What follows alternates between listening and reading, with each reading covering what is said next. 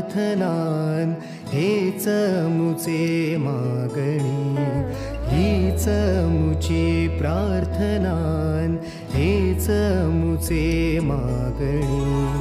माणसाने माणसाशी माणसा सम वागणे.